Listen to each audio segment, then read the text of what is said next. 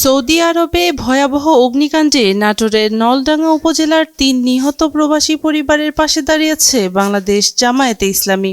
বিরোধী দলীয় নেতা ও আমির ডাক্তার শফিকুর রহমানের নির্দেশক্রমে মঙ্গলবার বিকেলে জামায়াতের একটি প্রতিনিধি দল নিহতদের বাড়িতে গিয়ে পরিবারের সদস্যদের সাথে সৌজন্য সাক্ষাৎ করেন এবং তাদের খোঁজ খবর নেন। সাক্ষাৎকালে জামায়াত নেতৃবৃন্দ শোকার্ত পরিবারের প্রতি গভীর সমবেদনা জানান এবং তাদের সান্ত্বনা দেন। এ সময় দলটির পক্ষ থেকে নিহত ৩ প্রবাসী পরিবারের কাছে আর্থিক সহায়তা তুলে ধরা হয় এবং ভবিষ্যতেও তাদের যেকোনো প্রয়োজনে পাশে থাকার দৃঢ় প্রত্যয় ব্যক্ত করা হয়। নেতৃবৃন্দরা বলেন, প্রবাসীরা দেশের অর্থনীতির মূল চালিকা শক্তি। তাদের এই আকস্মিক ও মর্মান্তিক মৃত্যু পুরো জাতির জন্য এক অপূরণীয় ক্ষতি। জামায়াতে ইসলামী সবসময় সাধারণ মানুষের সুখে দুঃখে পাশে ছিল এবং ভবিষ্যতেও এই শোকাহত পরিবারগুলোর পাশেই থাকবে।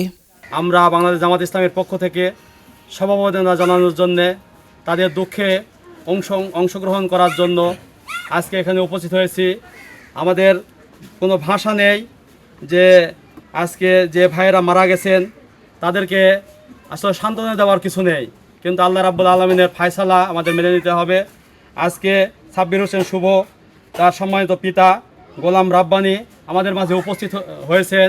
আমরা বাংলাদেশ জামাত ইসলামের পক্ষ থেকে তাকে সান্ত্বনা দিচ্ছি। ডাক্তার শফিকুর রহমান এমপি বাংলাদেশ জামাত ইসলামের পক্ষ থেকে আমাদেরকে পাঠিয়েছেন। তিনি জাতীয় সংসদের মাননীয় বিরোধী দলের নেতা, মানবতার ফেরিওয়ালা ডাক্তার শফিকুর রহমান। তিনি চেষ্টা করেন যেখানেই মানবতার বিপর্যয় সেখানেই তিনি উপস্থিত হন, পাশে দাঁড়ান। আমরা আশা করব তিনিও যখন একটা সময়ে এখানে আসবেন, যদি সুযোগ পান আসবেন। আপনারা জামাত ইসলামের আমির ডাক্তার শফিকুর রহমানের সালাম গ্রহণ করুন। আমরা দোয়া করি শহীদ সাব্বির হোসেন শুভ যাতে আল্লাহ শহীদ হিসাবে কবুল করেন। পানিতে ডুবে মারা গেলে, আগুনে পুড়ে মারা গেলে এরা আল্লাহ তাদেরকে শহীদ মর্যাদা দান করেন। আমরা দোয়া করি আল্লাহ তাকে শহীদের মর্যাদা হিসাবে কবুল করুন। আমরা দোয়া করি তাকে আল্লাহ মাফ করে দিন, তার বাবা মাকে আল্লাহ এর উত্তম যাজা দান করুন, ধৈর্য সাবরুন জামিন দান করুন।